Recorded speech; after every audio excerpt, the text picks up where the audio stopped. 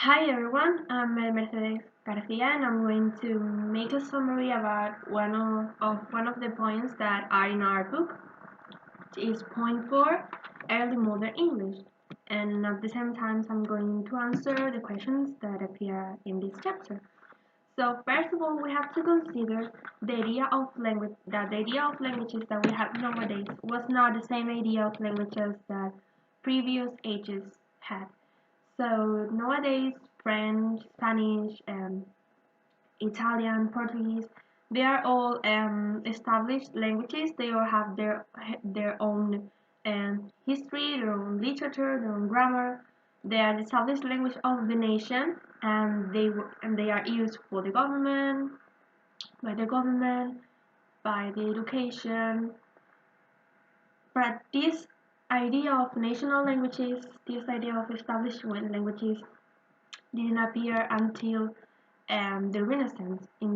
Before that, in the Middle Ages, and the two main languages were Latin and Greek. Um, Greek was the language used by Homer and Aristotle, and Latin was the language of Europe. It was used by scholars to talk between them. It was the language of the church and the education. However, this reign of Greek and Latin ended with the rise of in the status of the vernacular languages, and it was an important point in the linguistic tradition of the Western culture. And at this point, we have to mention the figure of Caxton. It was an important character because he was the first English printer, and he saw in this right of the vernacular languages an opportunity and also a huge challenge. Um, he translated and published a number of French works, including the Nados, and it was um, as I say, it was a huge challenge because in the 15th and 16th centuries, the writers only could write in Latin, and if not, they had the vernacular language, which in this case was English. Even half a half century after Caxton, English writers still apologized for writing in English because Latin was the language used for that in that field, and it was and there was the idea of the inferiority of one language um, of, of the vernacular language. The inferiority between languages was an dividing point in the Renaissance. And the problem was that the vernacular languages in English was not recognized as a language of common usage. So the problem was that there was like different dialects used in the different places where those dialects were spoken, and in every dialect the words were like different, so people from different places couldn't communicate between them.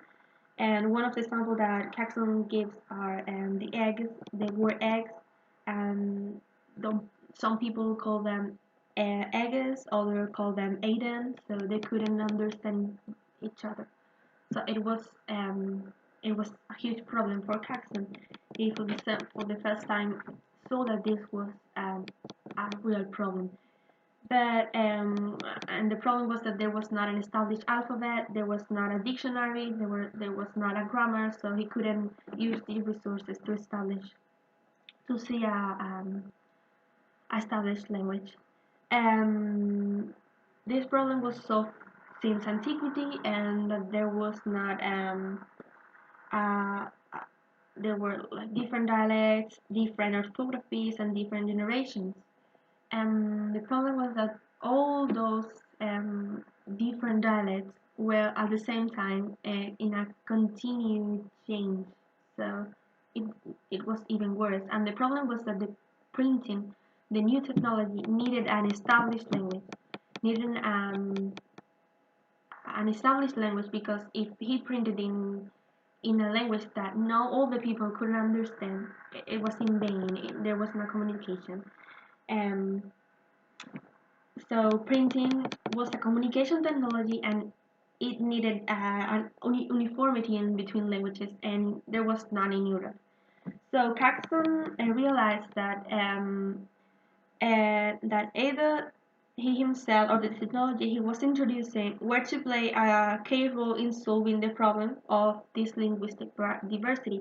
So he adopted the dialect of London and the South East as the English of his books. He took this particular variety as the English language. Um, Something related was that there was also European writers who, in contrary, they were educated to reject the classical languages, and um, they um, they agree in writing in the vernacular languages, and one of the examples is Villay's defense at illustration de la langue française. He maintained that French, in this case French, could be used to write works equal to the words that Aristotle wrote, and there was not inferiority between the classical languages and the vernacular languages. So, this typical Renaissance view of language as a communicational instrument which human beings are free to alter, adapt, and embellish as they see fit marks a definite rejection of the medieval ideas about language.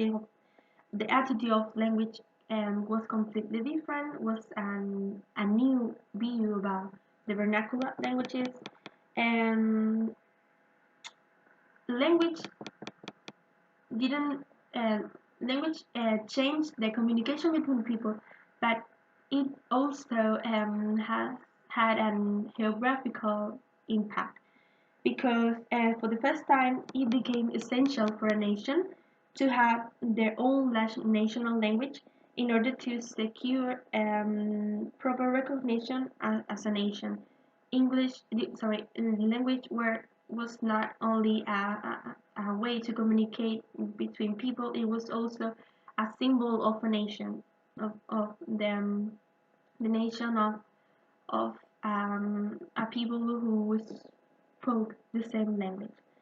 So, for the first time, dictionaries and grammars of the vernacular language um, began to appear um, alongside dictionaries of Greek and Latin, and the task of the vernacular grammarians and lexicographers was seen as being they had to fix the language because there was still not completely established.